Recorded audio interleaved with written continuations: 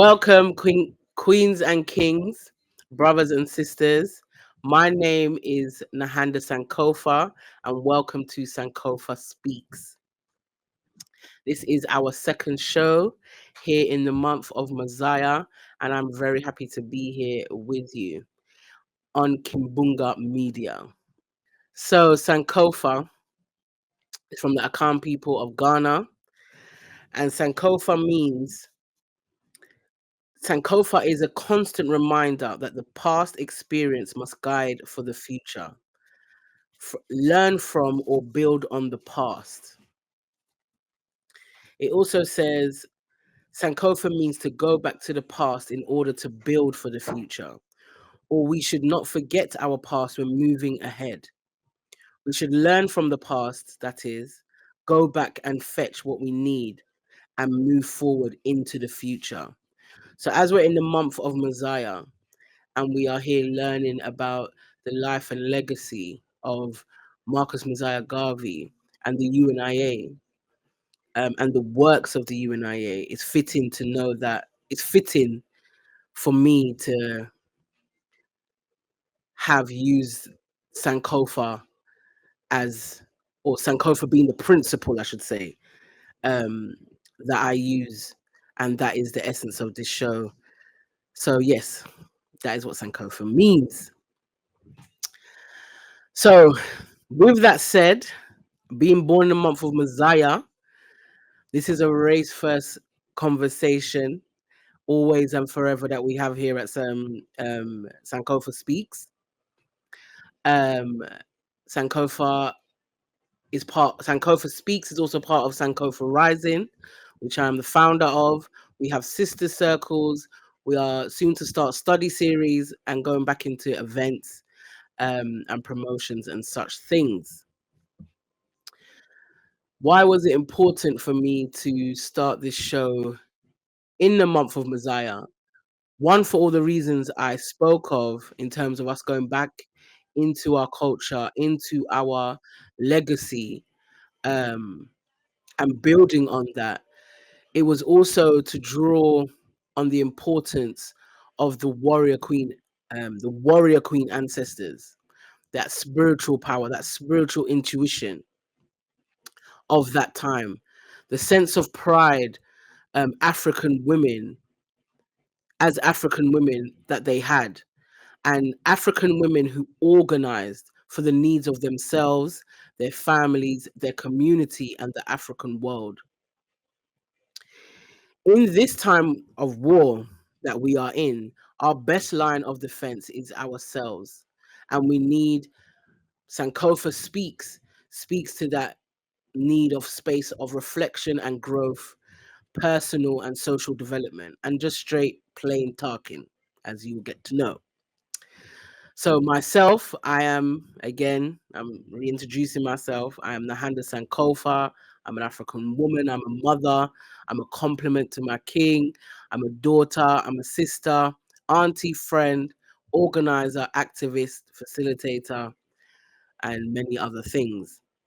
There's going to be lots of guests that are going to be a reflection of the principle of Sankofa, sisters, but brothers as well.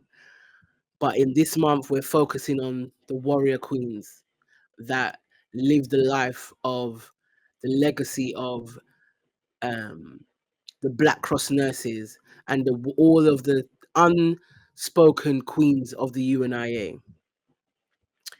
and who seek to live in the rhythm of Sankofa with its principles and vision. So, with that said, I am going to introduce my illustrious guest, the stunning Miss Kenya Malinke Mansaray. Kenya Malinke Mansaray of Gullah Geechee heritage was born in Chicago, Illinois, and spent her teenage and adult years in Milwaukee, Wisconsin, before relocating to Freetown, Sierra Leone, West Africa in 2015. She is a devoted leader and humanitarian, deeply committed to community empowerment and development. Her lineage traces back to an ancestor enslaved in St. Helena Island, South Carolina, in the 1790s, and to Riceboro, Georgia. Kenya serves as the chairperson of the Gullah Nation of North America. Gona, Ganona, Ganona. Forgive me, brothers and sisters, of this Babylonian tongue I have. Sierra Leone, focusing on agriculture, health, sanitation, technology, and cultural preservation. Additionally, she holds the position of president of the Gullah Nation of North America, Ganona, organization headquartered in Louisiana, with a chapter in South Carolina. Furthermore, Kenya is the president of the UNIA ACL Chapter 232 Basani Division in Freetown, and leads the Black Star Nation Network International, Basani, a global Garveyite organization that champions the practical Pan-Africanism and grassroots organizing. She initially joined as an executive secretary and board member, and in 2013 she co-founded the international branch. Her voluntary efforts are dedicated to empowering underprivileged African populations, as she is president and founding member of the African Diaspora Association, ADA, a non-profit social enterprise registered in Sierra Leone. With international membership, Kenya leverages her community development enterprise to drive positive change and social transformation, enhancing the lives of Africans worldwide.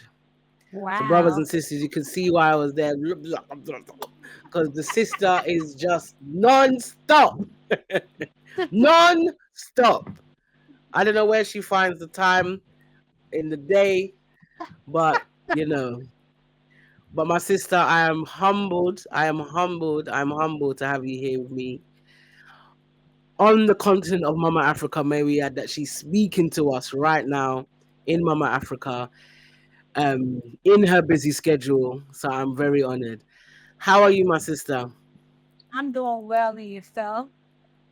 I'm doing good. I'm doing good. I'm giving thanks and praises that I'm finally off the ground, and I've been Yes. blessed to begin this journey with you. Likewise. So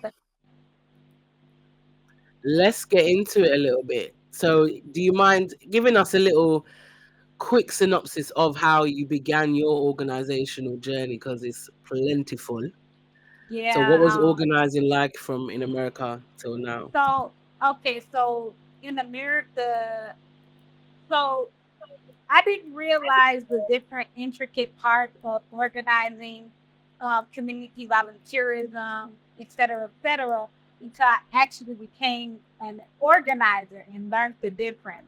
So as a child, as a youth, um, I grew up in an impoverished community. So community volunteerism was an intricate part of how our upbringing. We had to do things communally. We had to um, help with cleanup, help with different events, help with volunteering. It was something that we just did. But as an organizer, there's a clear, distinct difference between just volunteering and actually Mm, organizing. yeah. So I had a lot of experience with volunteerism throughout my years, and I helped with like different organizing, like events and things. But volunteering or in organizing on the international level is something. It's way different. Yeah, So yeah. yeah, so to go back, like you said, I'm considered an international organizer because of the work that I did or do currently did here. But I was involved in organizing on different levels when I was in the U.S. I was Mm, a part of a network, uh, podcast, if you will, a radio network that we actually had to move from traditional radio to online radio because of our views as Pan Africans and Nigerians. Mm. Yeah, we got kicked off the air. As you and do. yeah, my God. I think it was a conversation about polygamy, but we're not gonna get into that. Yet. But We're not gonna get yeah, into that yet. yeah, yeah. So that we gotta kick off and we started exploring other options to getting continuing our work on radio. Um, and so we decided to bring our networks to online radio. So that's where I got my actually organizing in my radio experience from the person who trained me in radio production, I'll say. Um, she produced the show for like a white, what is it called? Like a baseball Hall of Famer. He had like the ring or Okay. whatever. So she produced the sports show for him and then produced her own show. She was like Pan African or African country state. Um, so yeah, we had a lot of different controversial topics, and from there, we had if we had the privilege of inviting different scholars or intellectuals onto our platform, and um, and then from there, we would actually invite them on events. So we'll organize the whole event for them, um, put them up in the hotel or give them a place to say get their plane tickets and they'll come. We'll organize. So that's where I really get into like the organizational part. But it was based on event. But actually like organizing people and programs and projects on the international level is something way different. Way different. Yeah, Yeah, I'll give thanks for that, sis. I say, yeah. So, what was the transition like from America to what? How did you transfer them skills? Okay, so I met my husband. And he was actually I met him on Facebook. He was actually organizing a national tour for a Sierra Leonean who he had relationship with, like an organizational relationships with.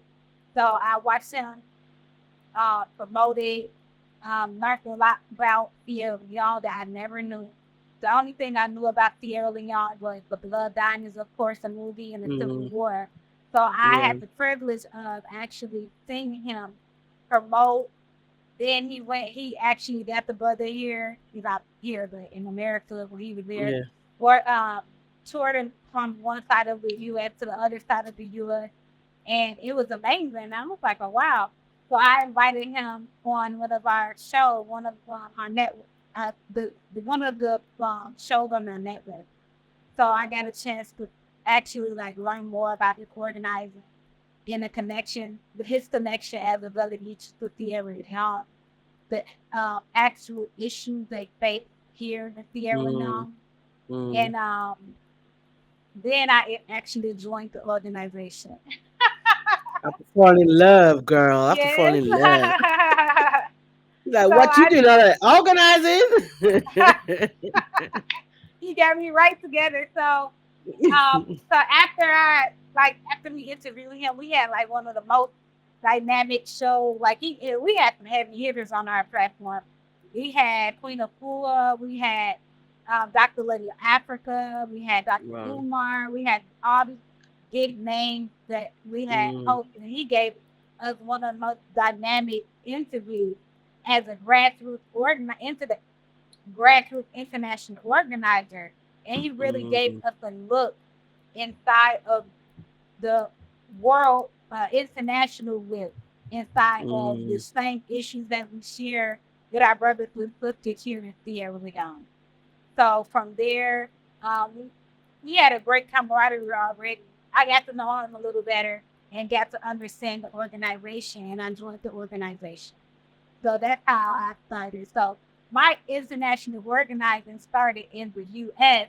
and okay. I served as the executive secretary for the international branch because it was the Black Star Action Network there in America, and we added the I after his repatriation. And Okay. so that's where I had most of my experience in building and co-founding that the international branch. So we did a lot of different community programs, partnering with local people here. He was here during the Ebola outbreak, and I had Okay. experience. I had the chance to actually organize an awareness campaign. We used our radio network and platform and other Pan-Africanists who united with the issues that we were having and to spread the word. So I had experience actually organizing on the ground, not on the ground here, but putting my print on the ground here way before I came here. So that was 2013. I made my repatriation December 2015. So I came here, I want to say about 3 weeks, 2 to 3 weeks after they declared Ebola the last case of Ebola. So when they said, Okay. okay, it's cleared, there's no more Then you. Ebola. Like 2 weeks later, I was over here. So just to be clear, um, your Kingman, he was on the ground, but you was doing your part organizing in Yes, America. absolutely. Yes, absolutely. Excellent, excellent. Because a lot of the time we think, you know, if we're not on the ground, that we can't do anything. No, There's that's no way not of, true. And I'll say it wasn't just me. I wasn't just the only member in America. yeah, Most of the membership was in America. Then we had no full members here. He already had relationships since like 2006 or 2007 with international organizing with the people here on the ground in Sierra Leone, which is how he got connected to the brother he actually toured back in like 2012. Um, so yeah, it wasn't just me. We had different people in members. different Yeah, places exactly it was a joint effort, and we really tried to make a difference and impact. And I'll say, of course, we couldn't have did it without him on the ground, ground. Yeah. with the youth. Um, so the area that we actually hosted our campaign, and it wasn't just here in Sierra Leone. He actually went to Guinea Conakry as well. But the area we launched our campaign, we didn't have a single case of Ebola in that area. And most um, the people who passed away from Ebola, it happened in Sierra Leone. We lost over 4,000 people. Um, Mm. my husband actually lost his doctor, the nurse, Oh. the nurse was passed away Mm. in the lab tech, the person who like draws your blood. So he had three Okay. of them that close to him. And if he Yeah. hadn't left the area and got sick or whatever, he would have went to that doctor. That's his Yeah. doctor. Yeah. So Yeah. it was so that's how close to home it was. He had friends that people he knew that actually passed away from Ebola and survived. So Yeah. yeah, it was real close to home for us, and it's crazy because our people can be so extreme in some cases. Yeah. That's one of the things about being, especially like in the country, the African-Centred Mm. community. We we have all kind of people and all kind of personalities within our Yeah. community, Yeah. and we have Absolutely. people like debating us that Ebola wasn't real and it's a fake. I don't care how it got here. The fact is, It's people, killing people. in fact, Yeah. exactly. Yeah. And when COVID happened, I said, "Oh, Mm. okay, it's real. COVID real now." Y'all was saying Mm. Ebola Mm. wasn't real Mm. and Mm. debating us, so it was just interesting. And I'll say this because we had the experience with Ebola here, Mm. we were already ready. Prepared. Yeah. Exactly. We were Yeah. prepared for COVID. So immediately the border shut down, the social distancing started because here they had a slogan or like acronym avoid body contact ABC that they had Okay. to Okay. implement. Okay. They had to implement during Ebola. So it was Ebola. like Yeah. we had to go right back into formation. Back. Yeah. So, Yeah. Yeah. yeah. Okay. Okay. it's leading us closer to the question of character, because the level of character necessary from the little bit you've told me already, Lord of mercy. But Yes. but what I wanted to ask is, in regards to now your work on the ground and being a Garveyite, how has the UNIA, that work, inspired your work, I suppose, on both sides, before you was on the continent and being on the continent? Well, tremendously.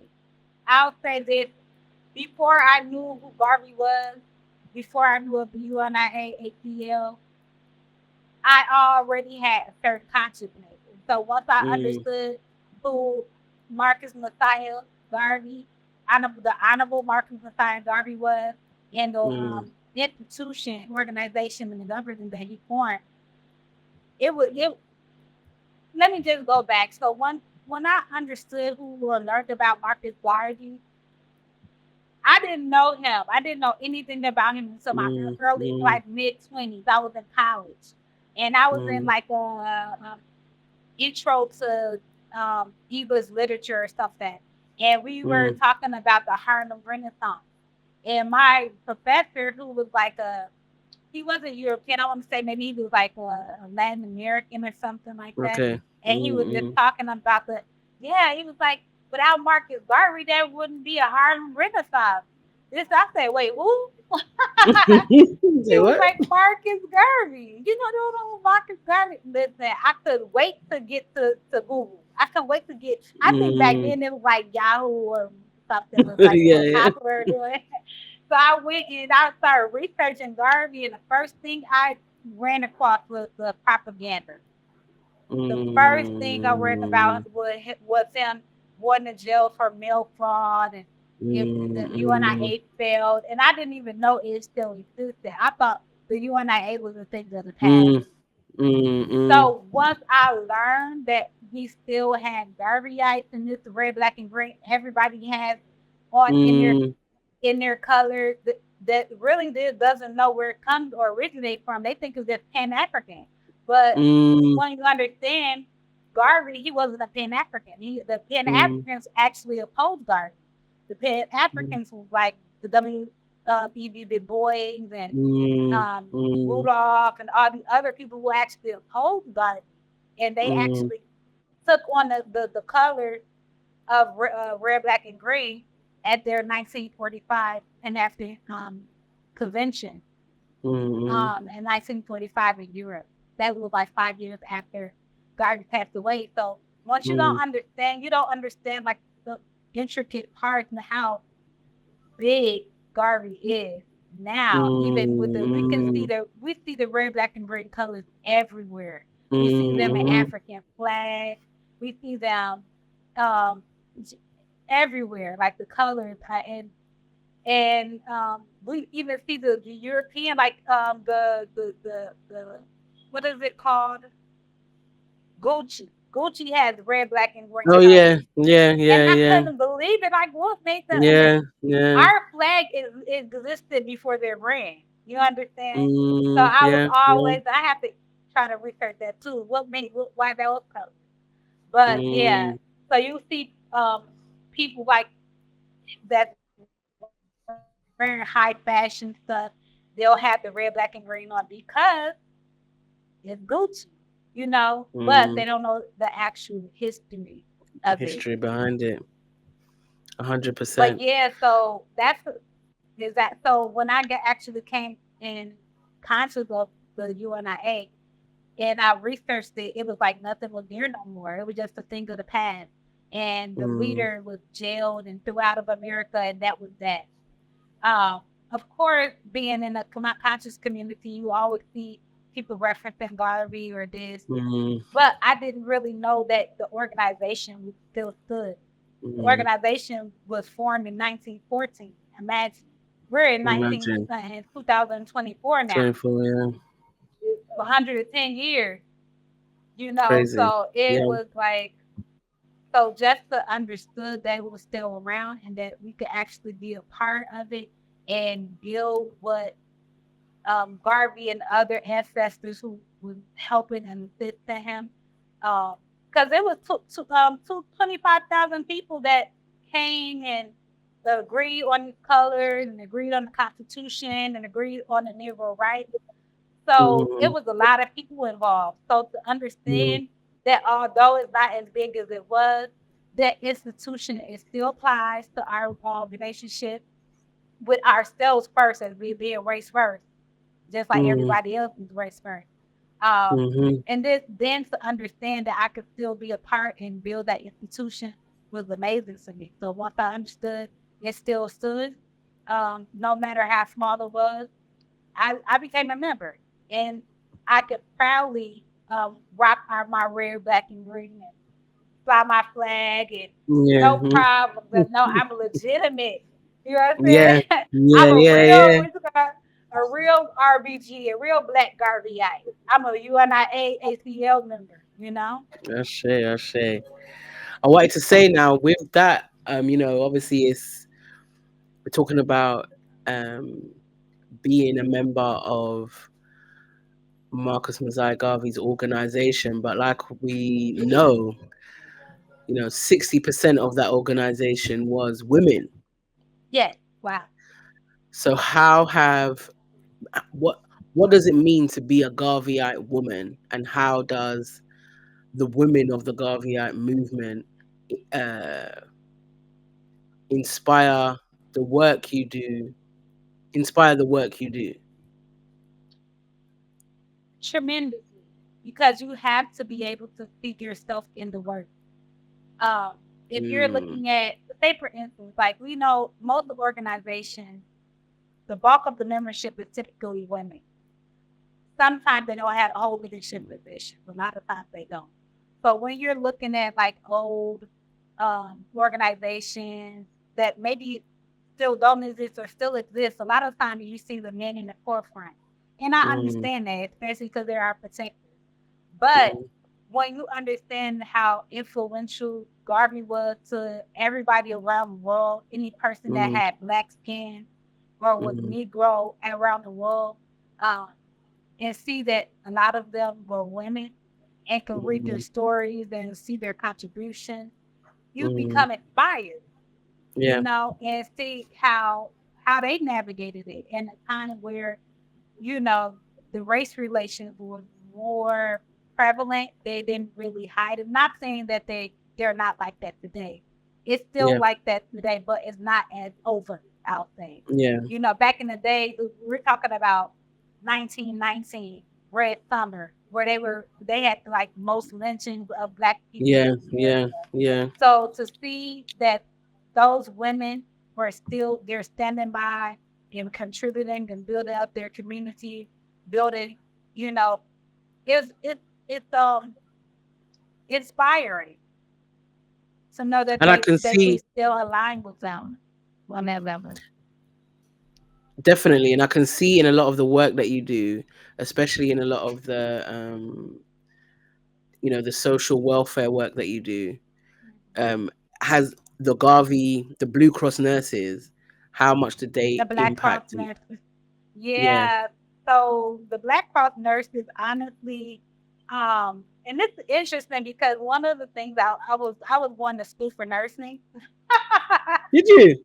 And, yeah, I went to school for nursing, but I didn't complete my degree. But that's what I wanted to be. I wanted to be a Yeah, nurse, right? So I went to school and did my thing, and to know that they had a whole entity that they created for themselves because it yeah, wasn't there. So to yeah. have it and to have the Black Cross nurses, it's the official name is Universal African Black Cross Nurses. Cross You see nurses. Yeah, that? Exactly. So yeah, universally, Africans everywhere needed that care. We needed yes, conflict resolution. We needed health care. We needed diet changes. We needed that education. So one of our programs through the signing vision of the RBI organization, if you see our logo and everything in red, black, and green. So our organization, Black Star Action Network International, the signing is a RBI organization. So yeah, the Believe Be Clean campaign uh, has similar components that addresses like health. and wellness. We do a lot of workshops in schools, Mm, particularly about the hand washing. Because here in Africa, especially sub-Saharan Africa, most deaths for children under the age of 5 and under is due to mm, preventable diseases, mm, primarily centered around the lack of sanitation. So our Be Clean mm, campaign, when we're cleaning the street for, when we're teaching how to properly wash your hands or how to properly not contaminate your food to the market mm, women, just by simply washing your hands. Most of the people that prepare food is women. mm, So we have the most responsibility, and that's what we yeah. teach the people here. A lot of the market women, if you're making food or something and you change a diaper and you don't properly Mm, go back to, even if you can't do that, you have to wash your mm, hands. And you mm, have to have that soap. You have to do certain things, wash for a particular amount of time. You get under all those nails and things of that sort. So um, I will align that work with the Black Cross work nursing. You understand? yeah. Excellent. And then, like I was saying, going back to now or introducing now that character conversation, Yeah. what type of, when it comes to that type of work and, organizing for a long time in America and then coming to Sierra Leone and organizing, how have you, how have you, what type of character do you feel you've had to develop um, to be able to do that work? Adding to that question is, was you able to see that type of character in the work of the women of the Black Cross nurses? Man. Um, well, for what I can read or what I understand as far as the work that they did, I see what is still needed among us today. Like the Black Cross nurses didn't just address like your physical health or Yeah, anything. They address like the conflict resolution. It's something that we yeah, really, really, really, really needed in the Black community. And I know conflict resolution is something probably every community, regardless of the race, but it's like yeah, the Black people with this skin, especially yeah, in the diaspora. We're yeah, really yeah, disconnected unless you have a community around you to reinforce those aspects and that building of character, as you say. A lot of yeah, times it's secondary. People sometimes mm, do things from ego or self gratification.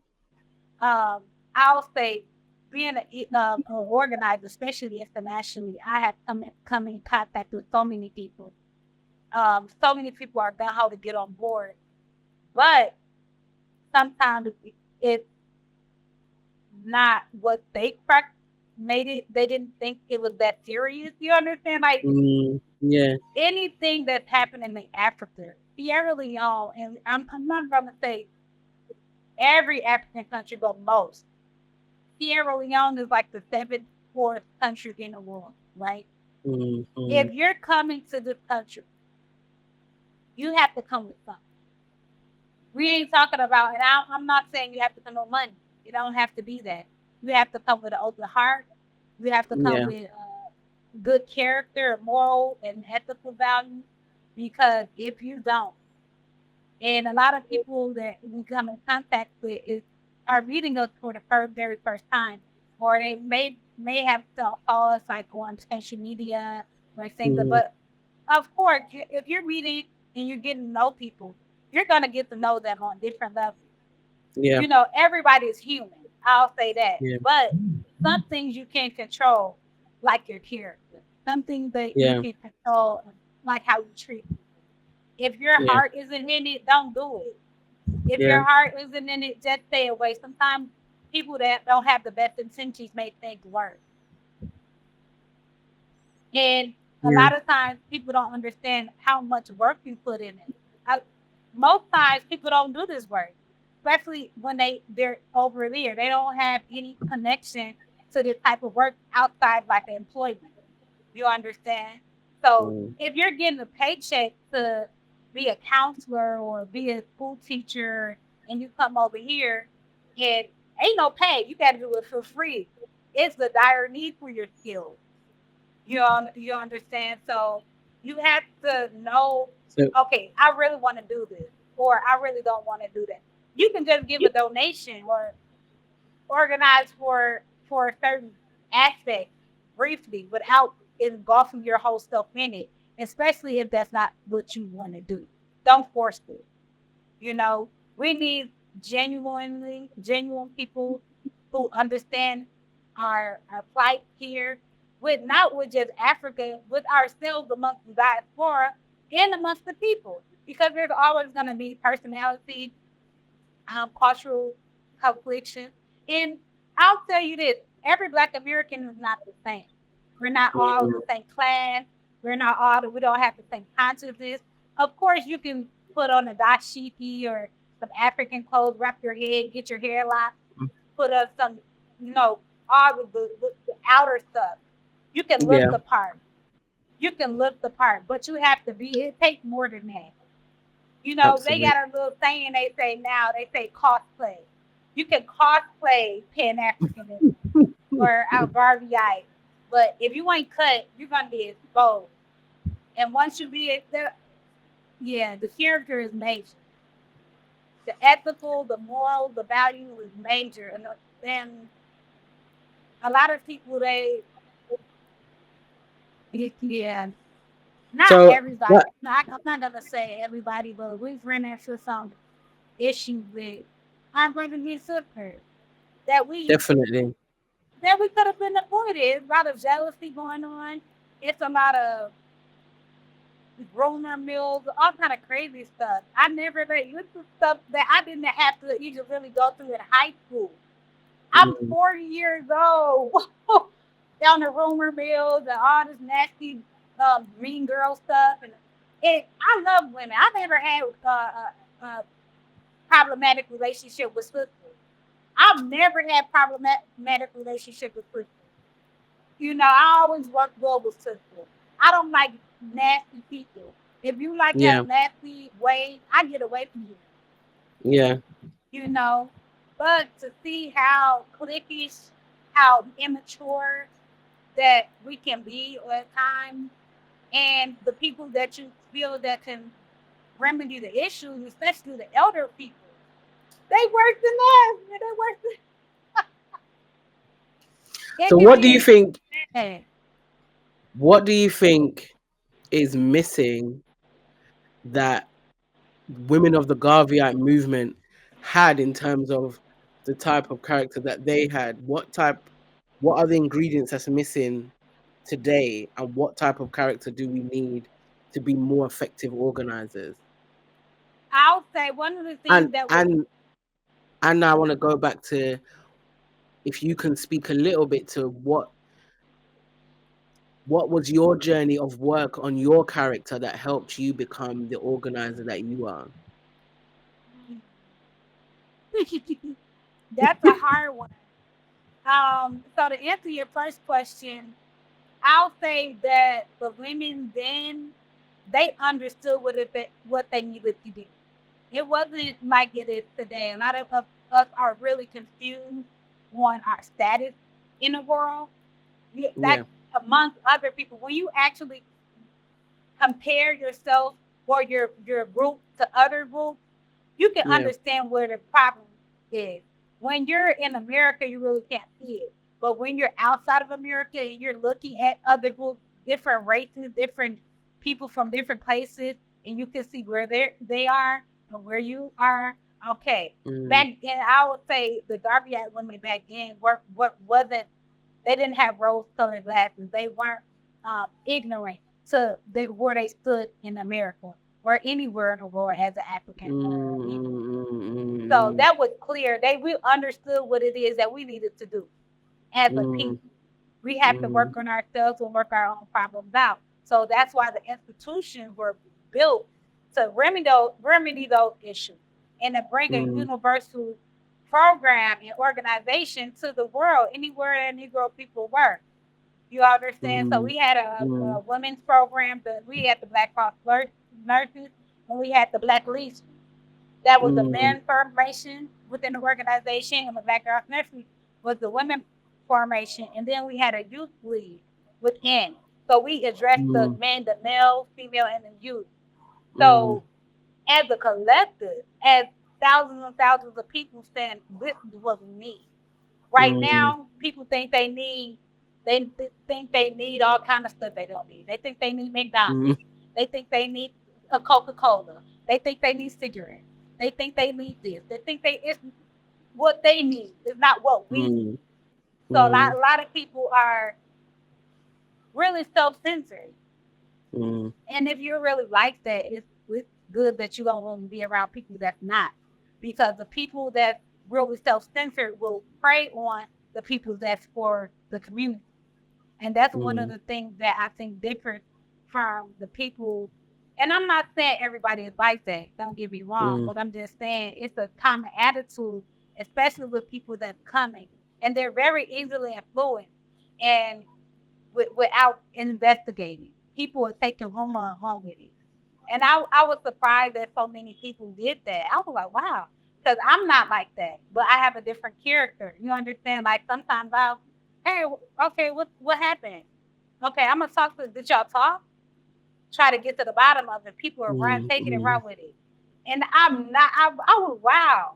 Even people I thought that wouldn't. I was like, okay, well, it's good to know the people character now because sometimes you'll think you'll go far with them, but they don't have the character to withstand. mm, The good, bad, ugly. And I'll tell you, and you know you've been on that continent here. It's not mm, all peaches and cream. It's we can be difficult to ourselves. We can be difficult as a race because we're really confused. This is like a mass confusion that we're not really looking at the bigger picture. Is we're looking for um like instant gratification, like microwave mm, stuff. I'm gonna do this and that's gonna happen. If you might have to do whatever it is that you're doing 10 to 15 times before it actually works to get the right formula. It's not like that, you know. that perseverance, what's the word? Resilience and Yeah, the persevering. resilience. Mhm. Definitely, I think our warrior queens of the UNIA had. Yeah, you said a lot there, sis. You said a lot there. I think understanding the issue is, well, living in this system that we're in, that Mhm. promotes individuality, Yes, um, exactly. and it's, I call that a disease, It is. individualism, and it's very anti-African because we are Um, collective people by nature. And yep. when I say Yes. that, sometimes people say, "Oh, well, but I'm in my own individual self." Yes, we are our own individuals. We have our own um, purpose, and we bring in our own gifts into the world. But our gifts are ours to have, but ours To um, expand and contribute to the collective. to the betterment of your community, the betterment of your family, of your Mhm. society, and your nation. Exactly. So your individual gift or your individualism, if it's just for you and your gains and what makes you what you think is best for you, that only has that always will come with its limitations. That's just it's proven. Absolutely.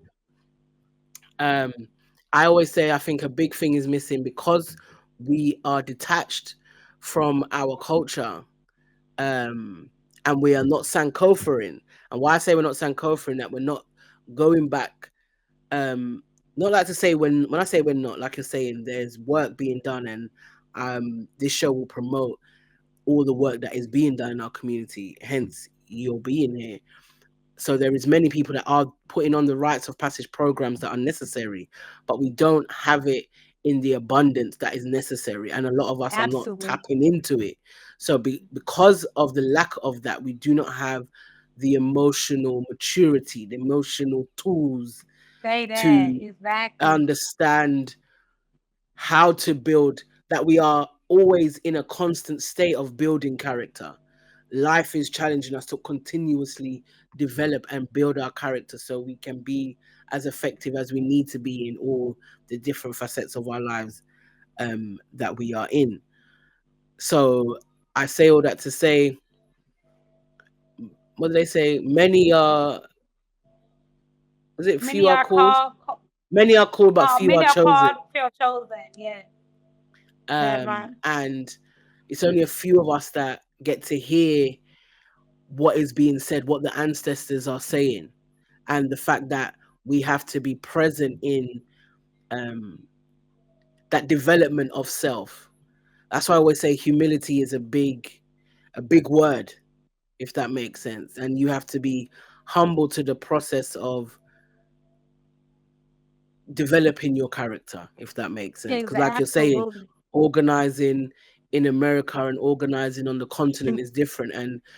And coming into interactions with different personalities, when you think, oh yeah, I got this organizing down, yeah, I'm, it's, and then you're gonna come into contact with characters that you're like, oh my god. Yes, But listen, and I'll just say this: like they'll play the part. And another thing with especially Africans, I'll say in America, I don't know if you would experience that it's there with you, being in the UK, absolutely, we that experience every level. we're very anti-authority. We don't respect hierarchy or stuff that's there. You know, you'll see somebody and you'll say, okay, like say for instance in the military, we have like the people that just went through boot camp. Then we have the basic soldier. Then we have like the lieutenants and all this so hierarchy, the sergeants, the captains, like high up, different levels. We don't respect nobody.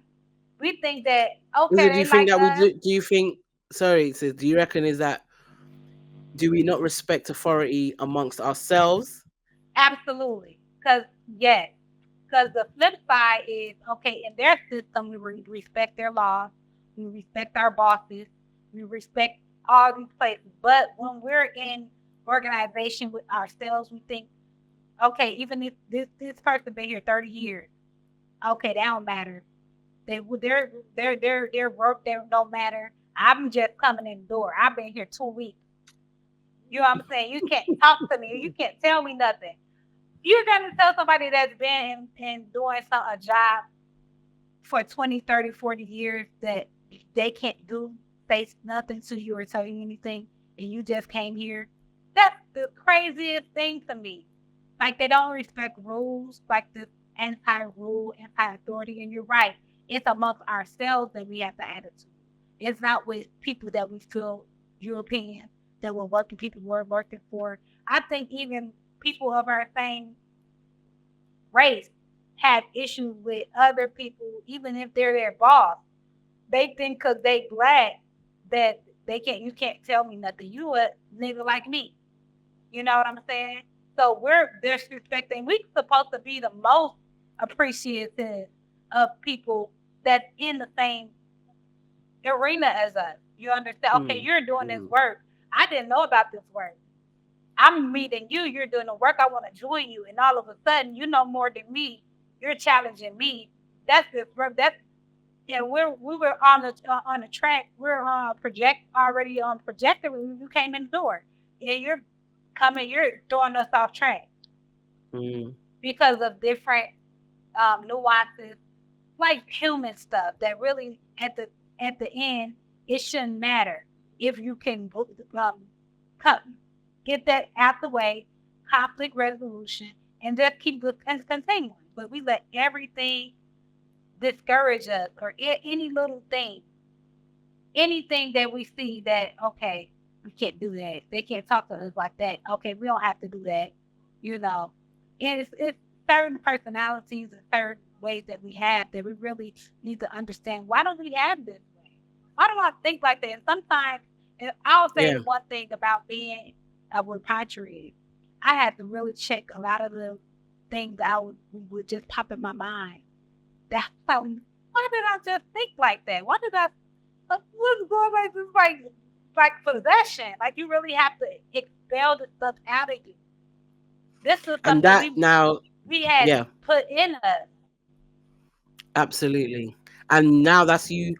Before, when I said to you, well, what work did you do on yourself to develop the character that's necessary for you to be doing the work that you do? And you saying that was a hard question, but you answered it just there. There's lots to it, but that is the essence of it. That consistent self-reflection. Um, Mama Uh-huh. Dr. Chris Wilson says, with white supremacy, everything that you know nothing. So when we're rewiring our minds, when we come into a level of consciousness, a level of overstanding, and we might know this, we know that we might be health conscious. I don't know, the crystals, them, the Yeah, exactly. history, there's certain things that we're passionate about and we Yeah. put in a lot of our Uh-huh. energy in. And I'm not saying these things are not important, but I'm saying that, and we see as, because we've done that, we've done the work, because we know Right. this, so we've done the work, and we're not understanding that, one, we have been in this ma'afa, the ma'afa being the raping, the graping, the kidnapping, um um Terror, the torment, the the separation, terrorizing, the the, separation, the stealing of resources, all these things, the the oppression, dehumanization. the Exactly. dehumanization for centuries, yet systematically, like in its smallest intricate detailed form. So when we are rewiring, when we are um unlearning and relearning, it's on the most smallest cellular level that it has to happen. And Uh-huh. so when, like you're saying, the thoughts will come into your mind, we can't just overlook it. We must be always questioning Uh-huh. ourselves. And it's not a case of staying in a state of paranoia, but that's why you build your village. That's why you build your community. Remember, I said I was so, when we speak, um, when me and you speak, and I was so, I gave thanks for meeting and connecting with a sister like you, because Uh-huh. I'm able to be, and to be in sisterhood is to be able to say, girl, I lost my natural mind yesterday. Yeah. I said this, or I did that, or I was thinking this. And I'm not one to say no judgment, because we must have standards. Do you Say that. understand? Say that. So it's not a Exactly. case of, oh, I'm saying what I'm saying and she's gonna judge me, but she's gonna allow me to have my space and give me my time of self-reflection, but also interject and give me the words of encouragement and inspiration that helps me get back on track and raise me back to the standard I need to be. Do you Right, right. understand? And I think that Exactly. that energy was prevalent in the women of the UNIA, for them to be able to maintain a certain level of Absolutely. standard, for them to be the women that we could see and what is in the writings and stuff. So um I'm saying all that to say, oh sorry, I'm saying all that to say, I think there's so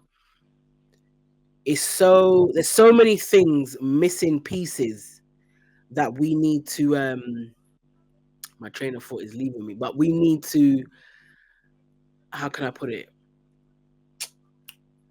we need to Sankofa too. We need to Sankofa too. Sankofa too. Thank you very much. Yeah, exactly. Because Thank you we very need to much. go back. Because listen, we're talking about UNIA. We're talking about the organization that was in its height 100 years ago, right? And to see that when you read the works and the things that they were bang, they were still battling bleaching, straightening up the hair, and all this other stuff, and the light skinned people being on the top, and the white people being above them, and the black people being, Mm, all of these nuances that we still experience. And a that's lot what of I was times saying. Thank you. we think that if we only had enough money, it'll change. It will I change. had Yeah. a conversation with my husband one time. He said, "Did you ever research how many millionaires were black millionaires were in there was during slavery in America. I did the research. I couldn't believe how many black millionaires. So I'm thinking to myself, we think if we get $1 million, everything gonna change for us. It didn't change. Mm. We were still in chains. We were still in chains, even though black millionaires, we had black people that were extremely rich that would help their people. Not saying that they left it high and dry, but money ain't the root end all. Well, It evidently takes more. we have So billionaires now. say that exactly with The the areas same they come problem. from don't look different. Nope. But that's thank you for bringing me back on track. That's what I was saying. That intricate rewiring of our minds. So when it comes to, we might feel that we're well versed in particular areas, but that interconnectedness in our relationships and our how we communicate with each other and getting back into that rhythm of community on a family spiritual level, that when you have a that can, and I say that, like I said, when me and you spoke on a level, when I connect with sisters in particular, and you have that connection, that you can be yourself and you can be and you can speak about the work, and you can have that level of vulnerability. That's that interconnected, that's that spiritual connection, but we don't have Yes. it enough collectively, and Right. we're not humble enough to know to to to to say this sister or this brother is going to offer me something that I don't have, or they're going to offer me um they're going to reinforce who I am in ways that I'm not ready for, or I can't see right now. Does that make sense? And I'm saying that Yes, exactly. culturally, you know, we just understood that everybody in the village, in the community, in the nation had purpose and had a function and had a role, and naturally poured into you as you poured into them, if that makes sense. And there was a level of Yes. that unspokenness of understanding that as African women in the UNIA, that as women Yeah. we Yeah. stand together, and we stand together in this harmonious way, knowing that work needs to be done. So even if, I don't know, I caught you sleeping with my husband, we're gonna have to sort this out. And even if I don't want this husband Exactly. anymore, we're gonna have to sort out how we're We gonna have to sort it be out. raising these children, Exactly. and how we're gonna co-parent and not be scrapping at the meeting in Liberty Hall. Do you understand? We have to have some behavior about ourselves, and we're gonna have to know how to move forward. Do you Conflict understand? resolution. Conflict You know, resolution, and one thing yeah, that I wanted to bring this point up too. When I first got here, right, we would have meetings or have things to go. Even people in the ministry, right? These are professional people in the government. yeah. They will never be on time. Like nobody will be on time. Mm. You'll call a meeting at 12 noon. People coming through the door at 2. You know what I'm saying? It used to burn me up. I used to be so angry. Like, and I have to think of this is my husband. I love him for Jack, like, because he always bring me back to reality. Like, you know how they say men is more logical. Yeah, yeah, That's true. And he used to be like, so, okay, you getting mad about it. What you gonna change everybody that come around that's like, this is how they do it. You have to adjust. You have to adapt. yeah, You yeah, understand? And they have something here called, they said we say CP time, color people time in America, right? yeah, Here yeah. they call it black man time. So I Okay. understood that the issues we still have to be on time because we have been socialized to be on time and go by their Yeah, time and their yeah, yeah, calendar in yeah, the West. That yeah. that's not the African way. I remember one time Not the African way, boy. one of the brothers was like, "Yeah, that's some white people stuff." Like the way he said it, I think to myself like, he's telling the truth. Like we don't do that here. Like if you want people to be here at 12, say call the meeting at 10 and expect them to Yeah, come by 12. You know what I'm saying? Like you have to adjust your lenses. You have to yeah, adjust your yeah, way. You yeah, can't adjust them You have to adapt it Yeah. some kind of way. Yeah. And so Yeah. one of the things that the readjusting, reconfiguring your way, your social programming, because that's really what it is. I Yeah. understood. I got to see the Africanism in my community. There was I'm like, okay, a lot of stuff that Europeans don't like about us is African. Like they do it here. They loud European. Then you can't be no. You get taken for being loud. Here they Hmm. blast their music and Listen, all day. You know what I'm saying? Like this, we like loud music we like in my community. You we know what I'm like saying? loud We like to music. laugh. We like to talk Have you? loud. You understand? Like this is Yeah. these are African things. So a lot of Yeah. times that we're in those their society, they're trying to bring that push that African out of them, make us conform to Absolutely. their way. And Absolutely. another thing about I think that, and I don't know if I mentioned this before, a lot of the reasons why I think because we had issues. I know we had issues in the UNA still. Like everybody didn't have the same personalities, the same uh, class status, and the same. They had issues, but they Absolutely. were able to work with themselves a lot better.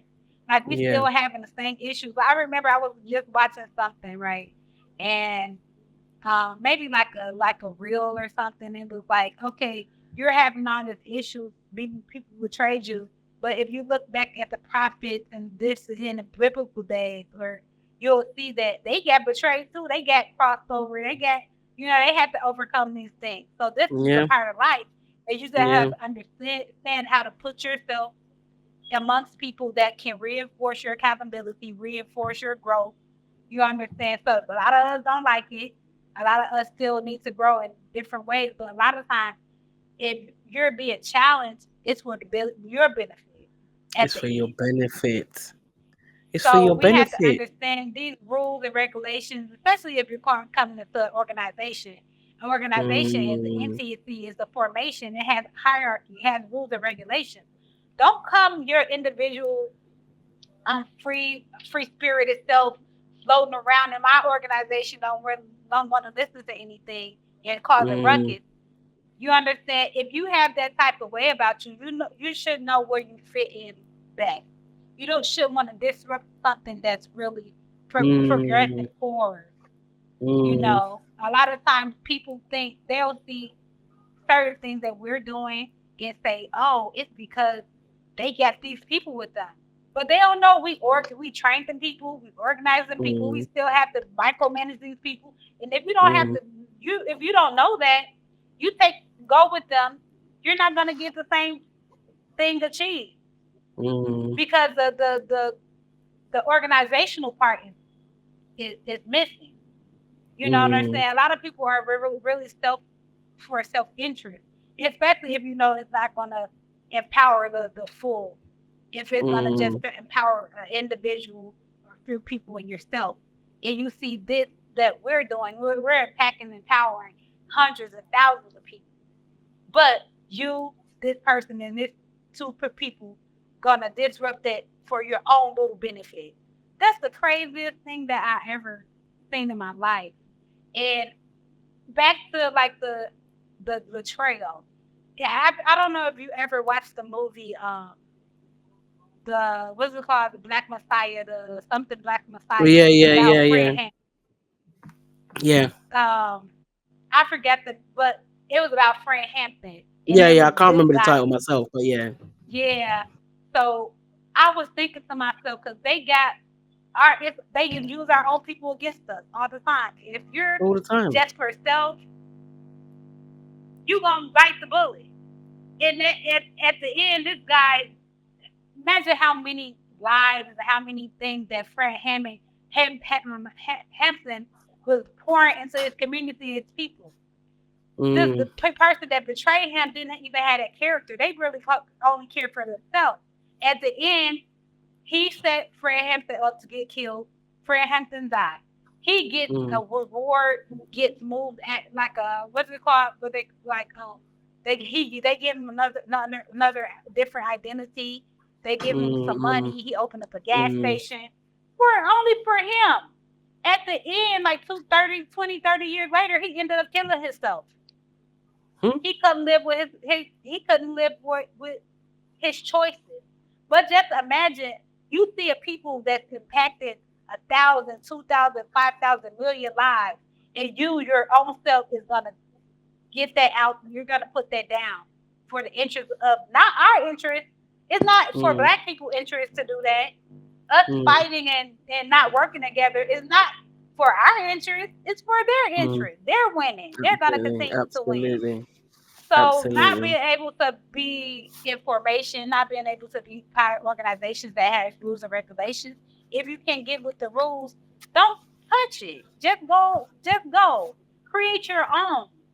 Maybe you have like minded people that get your son personality. Y'all can fight and do whatever y'all want amongst yourselves and scam each other and break each other down. But don't come over to something that's already that been in formation and building, and you're benefiting from it, and other people benefiting from it, the community is benefiting from it, and tear it down. It don't make sense. So we Yeah, have to make really no check sense. ourselves. We have to really check ourselves. And if Yeah, you just keep have that type, tightening up. yeah, exactly. So sometimes people feel ashamed. Sometimes people, oh, it ain't what I cracked up to be. You could be in a relationship. You thought it was peaches and cream, and down the line you said, "Man, this ain't what I cracked up to be." You can just leave. You don't have to burn somebody's clothes, bust out their car windows. You can just walk away, do your thing. You don't have to be ugly. You don't have to. You know what I'm saying? But Yeah, that's where it goes back to character, building that's what it character goes back and to being able to character. work. You have to be able to work in collaboration with people. If Yeah, you're not a people person, don't yeah. work with people. Don't be around people that people. You understand? Like some people really Know are your people strengths. people. Stay in the admin. Stay at Thank home and do you. admin. Exactly. You can still help, but there's um, if you have certain personality types and you really want to just volunteer your skill or time, you could do that without being a part of the whole thing. Give your time, give your donation. Make sure you're contributing to the collective, the bigger picture. But a lot of people, like they don't have they conflict with personalities. The personality is not character. People confuse characters and a person character and personality. It's not the Mm, same thing. it's not the It's same. not the same. Well, give thanks, sis. Well, with that said, can you give us, let the people know some of the work that you're doing right now, how they can support or get involved, um, and yeah, So where they we're can reach you as currently well. well. Um, if you go to, we have a current fundraiser that's going on. It's for our Messiah. It's called the Mali Center, which Sorry, say stands. that one more time, sis. You went low a bit there. You have a So fundraiser going on? So yeah, we have a current fundraiser for our Black Star Center or slash the Mali Center. It stands for the Okay, Mosiah Academy Leadership Institute. So excellent. we want to actually put a hub on the ground that allows us to be a community asset, community center, do a lot of our programs. Because a lot of our programs are really outreach. We do like cleanups, we do farming and things of that sort. But we want to get the more education. We want to do more educational things. So Yeah, that yeah. requires a centralized place for us. So we currently have a fundraiser. You can go on GoFundMe and find us at GoFundMe for.com/. Black Star Center. You can go to my social media pages. You can find me Kenya Malinke Mansaray on Facebook and Instagram and TikTok. I need to be more good about posting stuff. I'm the But same. you can find us there. Our social media pages, Black Star Action Network International. You can find us there. Ganona, which is GNONA. On Facebook, we have a group there, which stands for the Gullah Nation of North America. You can follow us there. Our website for our programs and projects is gullaleon.org. That's GULLAHLEONE, like Sierra Leone.org, and you can see our different programs that we're involved in. Um, so right now we're organizing. We know we're always organized. So we're doing Yeah. another for so in addition to the African Diaspora Association, which is ADA, we're Mm. creating a new collective, which is it's called Ashe Collective, which stands for the African State of Emergency. It was Nice. inspired because of all of the issues that the diaspora, African diaspora, are having coming back to the continent. There are certain things that we're really not prepared for. Um, Mm. and we need to actually be more security conscious, more alert, have a plan, and get with people that's organizing for the betterment of the people. You don't want to be here just isolated doing your own thing. Mm. You know what I'm Mm. saying? Like Africa is a really communal place. It's really strange for people to come and just be off to yourself. You know what I'm saying? Mm. Mm. Um, you have to be involved in some kind of way, shape, form, Yeah. or fashion, or Yeah. you'll isolate yourself, isolate yourself. A lot of people having issues with getting scammed. The two sisters we knew and met and worked with back in February, was killed in the Gambia. Sister Yeah. Yeah. Andrea, Yeah. Sister Andrea, and Sister Shakina, and that Yeah. is what sparked the creation of the African state of emergency. We're being targeted. We're being abused. We're really, really isolated from ourselves. We don't know the best ways to reach out when something happens. So we want to put Mm. that in place. So we haven't officially launched it. We're still organizing it, but it's something we are always trying to put something in place that will benefit Nice. the collective. Um, Mm. we have our farming that we typically do every year, tools and seeds. And we're gonna be having our like fifth annual Be Clean campaign, international Be Clean campaign, I believe, next year to 2025. So if you want to get on board and be one of the locations or organizations that want to participate in that, reach out. Give thanks, my sister. Give thanks. Oh, So one more everyone. thing. Oh One no, more go thing. on. I'm sorry.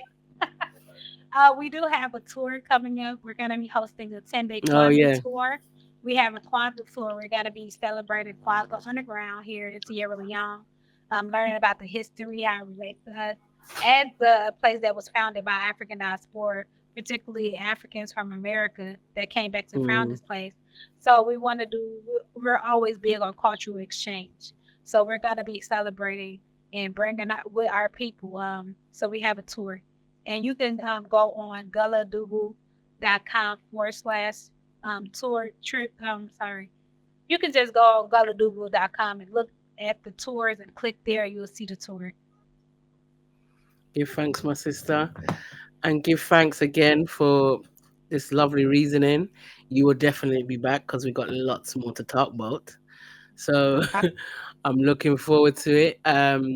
Thank you for sharing your journey with us, You're and welcome. It was a I'm pleasure. sure there's going to be much questions and hopefully lots of people tuning in to the works that you're doing. Thank you So so much for the invitation, and blessings to you and your family.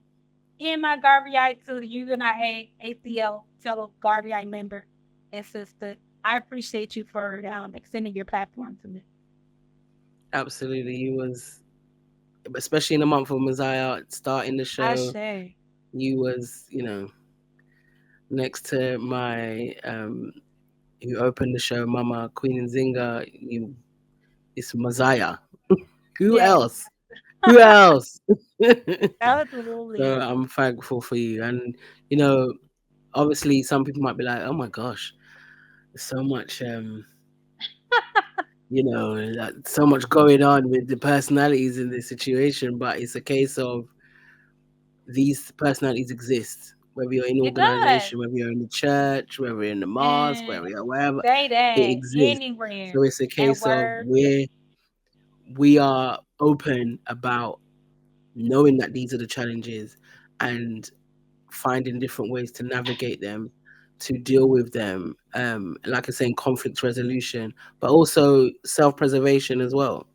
Um, Absolutely. and in particular ways, and always best practice how we continue to tighten our organizations and vet people appropriately, because you know, doing community work, you do extend yourself, you do Yeah. open yourself, so you're quite vulnerable. So when you are interacting with underdeveloped characters and people who are Yes. Please, unwilling to thank do that you. work, Say that. and who are unwilling to do that work, it can be painful. It can be painful. So, and it is painful. It can be. It is painful. Um, It is. so that's Absolutely. why our connections are important.